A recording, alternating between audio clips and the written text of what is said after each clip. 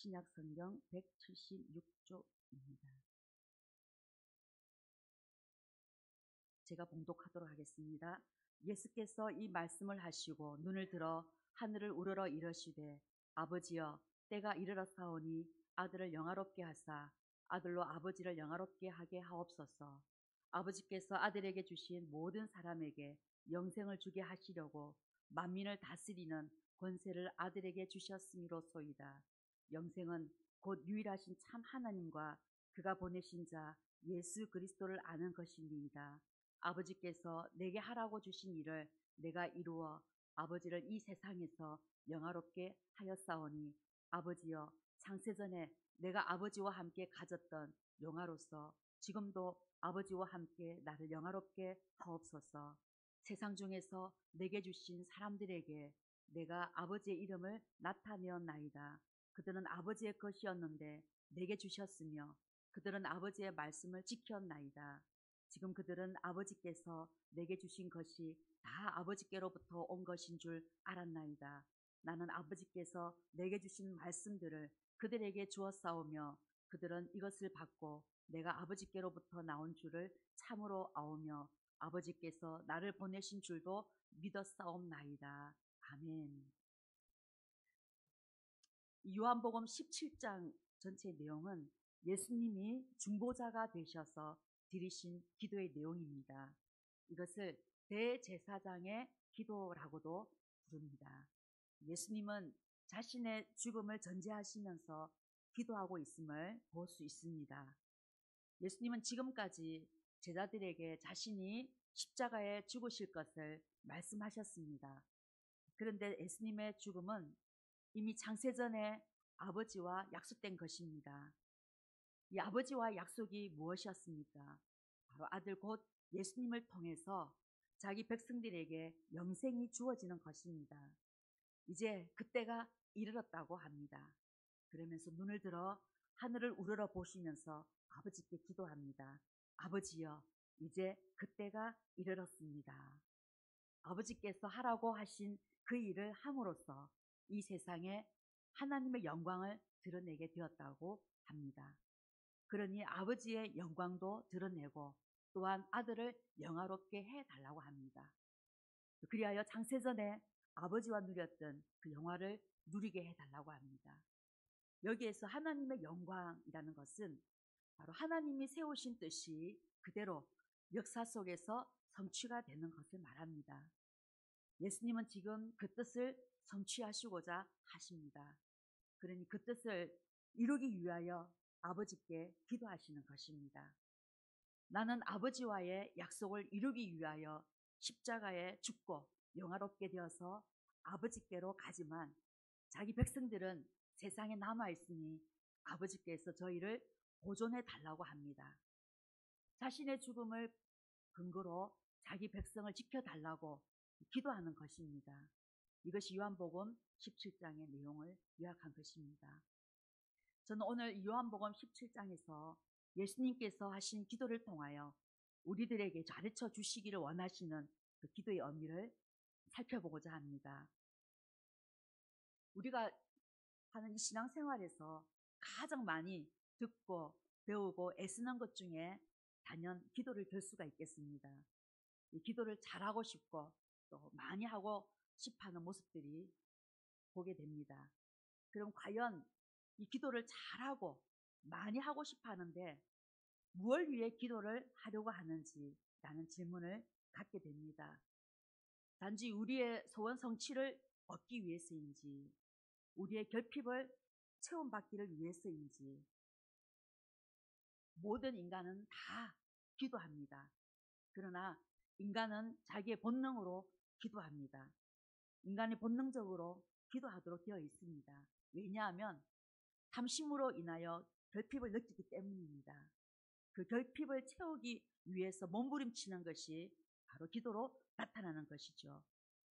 그러므로 이 인간이 기도하는 내용 속에 자기 욕망을 채우고자 하는 내용으로 가득 차 있는 것을 봅니다. 기도는 얼마나 많이 했느냐, 얼마나 정성스럽게 했느냐가 중요한 것이 아닙니다. 무엇을 구하고 있느냐가 중요한 것이죠. 예수님이 가르쳐 주신 기도를 보시면은 요한복음 15장 7절에 너희가 내 안에 거하고 내 말이 너희 안에 거하면 무엇이든지 원하는 대로 구하라. 그리하면 이루리라. 예수님은 무엇이든지 구하라라고 하십니다. 그러나 단 구하기 전에 조건이 있습니다. 하나님께서 기도하기 전에 전제되는 조건이 있는데 그것은 바로 너희가 내 안에 거하는 것이라는 것입니다. 또한 내 말이 너희 안에 거할 때 기도하라라고 합니다.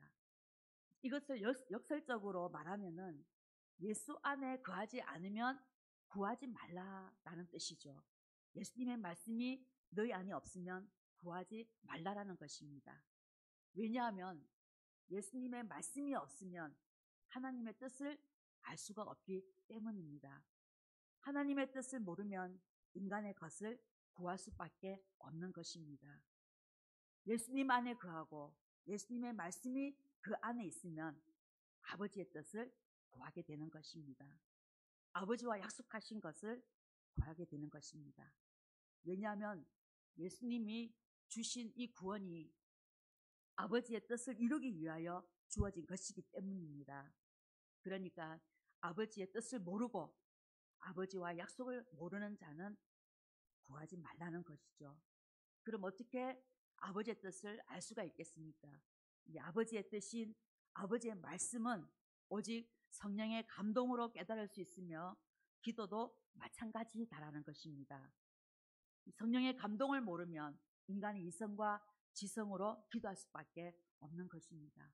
그러나 기도는 하나님의 뜻 안에 있는 자가 그 뜻을 위하여 하는 것입니다. 예수님이 그렇게 하셨죠. 내가 너희 안에 거하고 내 말이 너희 안에 거하면 구하라고 하셨습니다. 예수님이 우리 안에 거하고 예수님 말씀이 우리 안에 거하는 말은 하나님의 뜻 안에 있다라는 말씀입니다. 하나님은 자신의 뜻을 위해서 예수님을 이 세상에 보내셨습니다. 그리고 그 뜻을 위해서 성도들을 선택하셨습니다. 하나님은 오직 하나님께서 세우신 그 뜻만 관심이 있으십니다. 그래서 하나님은 자신의 뜻을 위해 기도하는 것을 원하시고 그 기도만을 받으신다는 것입니다. 요한복음 17장은 전체가 예수님의 기도입니다. 예수님의 기도를 한마디로 정의하면 예수님의 죽으심으로 자기 백성들이 살아나는 것입니다. 예수님의 피로써 자기 백성들의 죄가 사해져 거룩하고 흠이 없게 되는 것입니다. 또 예수님의 기도에는 자기의 뜻이 없으십니다. 오로지 아버지와 맺으신 그 언약만 있을 뿐입니다. 그런 예수님의 기도와 우리의 기도를 비교해 보면 우리의 기도가 얼마나 엉터리인지가 드러나게 되는 것이죠. 우리의 기도 속에는 우리의 결핍과 소원만이 홀 좋은 하나님의 뜻으로 포장되어서 드려지는 기도가 태반입니다. 성경이 말씀하시는 기도는 무엇일까요? 바로 하나님의 뜻을 이루기 위하여 하나님께 도움을 구하는 것입니다. 하나님의 뜻을 이루고자 또 하나님의 뜻을 찾고자 기도하는 것입니다. 그리고 그 뜻을 이루고자 내 뜻이 굴복당하는 것이죠. 이걸 자기 부인이라고도 합니다. 하나님의 뜻대로 구한다라는 것은 예수님께서 말씀하신 같이 너희가 내 안에 거하고 내 말이 너희 안에 거할 때 우리는 하나님의 뜻을 알 수가 있게 된다라는 것입니다. 그러니 기도 속에 예수님이 담겨져 있게 되는 것이죠. 하나님은 예수님이 그 기도에 있느냐 있지 않느냐의 근거에 따라 응답하십니다. 기도 속에 예수님이 담겨져 있는 것은 예수님의 십자가가 담겨져 있다는 뜻입니다. 예수님이 십자가에서 흘린 피로 모든 죄를 사함받은 것과 또 성령께서 그리스도 예수 안에 있는 자는 결코 정죄함이 없다고 알려주시는 것과 예수님의 핏부림으로 사단의 참소를 막아주고 또 성도를 지켜주고 보살펴주시는 예수님에 대한 믿음이 기도 속에 있다는 뜻이죠. 그래서 기도에는 이 세 가지가 다 있어야 하는 것입니다. 십자가의 피만 믿는 믿음만 외쳐도 안 되고 성령으로 사랑하며 살아가는 것만 강조하여서도 안 되고 또한 예수님의 재림과 소망하는 것만 구하는 것도 안 됩니다. 기도에는 믿음과 소망, 사랑, 이 세 가지가 다 있어야 하는 것입니다. 이 기도 속에는 예수님이 하신 일이 몽땅 담겨져 있어야 한다는 말입니다. 하나님의 백성이라고 한다면 하나님의 뜻을 위하여 존재하는 자들입니다. 그럼 기도도 하나님의 뜻을 위하여 해야 할 것입니다. 기도는 오직 하나님의 뜻을 아는 사람만이 할 수 있는 것입니다. 하나님의 뜻은 하나님만이 아십니다. 그래서 우리 예수님은 자기 백성들에게 하나님의 뜻을 아는 성령 하나님을 보내어 주신 것입니다. 예수님은 자기 백성들에게 하나님의 마음을 잘 아시는 성령님을 보내어 주셨습니다. 성령님이 자기 백성들 속에서 하나님의 뜻을 알아 구하게 하시는 것입니다. 고린도전서 2장 10절에서 13절의 말씀을 우리가 함께 한 목소리로 읽어보겠습니다. 시작. 오직 하나님이 성령으로 이것을 우리에게 보이셨으니 성령은 모든 것 곧 하나님의 깊은 것까지도 통달하시느니라. 사람의 일을 사람의 속에 있는 영 외에 누가 알리요? 이와 같이 하나님의 일도 하나님의 영 외에는 아무도 알지 못하느니라. 우리가 세상의 영을 받지 아니하고 오직 하나님으로부터 온 영을 받았으니 이는 우리로 하여금 하나님께서 우리에게 은혜로 주신 것들을 알게 하려 하심이라.